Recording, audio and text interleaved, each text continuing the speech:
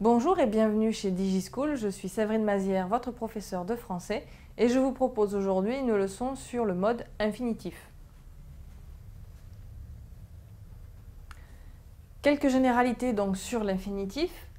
D'abord, il faut savoir que c'est un mode non personnel. Ça veut dire qu'il ne se conjugue pas avec les pronoms je, tu, il, nous, vous, il.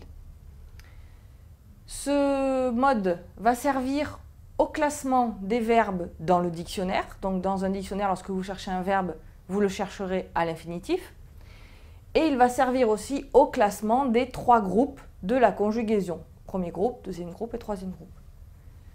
Ce mode comporte deux temps. Il existe le présent de l'infinitif et le passé de l'infinitif. Exemple de verbe au présent de l'infinitif, le verbe manger, premier groupe, finir, deuxième groupe, venir ou aller, troisième groupe. Ces mêmes verbes à l'infinitif passé vont devenir avoir mangé, avoir fini, être venu ou être allé avec l'auxiliaire être. L'infinitif va avoir les mêmes fonctions que n'importe quel autre mot dans la phrase. Par exemple, quand je dis « il sait lire », l'infinitif « lire » ici, il est COD, complément d'objet direct du verbe savoir. Il sait quoi? Lire. Savoir lire est indispensable. Ici, savoir lire sont deux infinitifs qui vont avoir la fonction de sujet.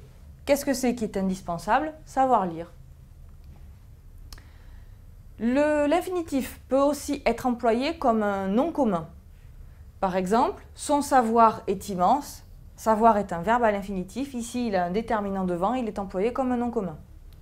Ou bien, son pouvoir aussi, c'est le même principe. Le verbe à l'infinitif peut être précédé d'une préposition. Ces prépositions, c'est Adam part pour Anvers avec 200 sous, par exemple. Par exemple, dans la phrase « Il n'est là que pour m'ennuyer », vous avez la préposition « pour ». On remarque qu'à la suite, on a l'infinitif, donc ER, premier groupe. Il s'en va sans s'excuser, on a la préposition « sans » et on mettra également l'infinitif du premier groupe en ER. On remarquera aussi que lorsque deux verbes se suivent, le deuxième est à l'infinitif. Ça permettra aussi d'écrire les verbes du premier groupe en ER.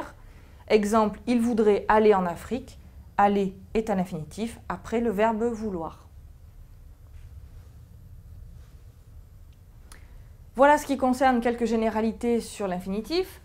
À retenir que c'est un mode de la conjugaison, que ce mode se conjugue à deux temps, le présent et le passé. Et on retiendra que cet infinitif peut prendre une fonction dans la phrase. Voilà pour ce qui concerne le mode infinitif et je vous invite à consulter les autres vidéos de DigiSchool à propos par exemple du mode indicatif ou du mode subjonctif. À bientôt!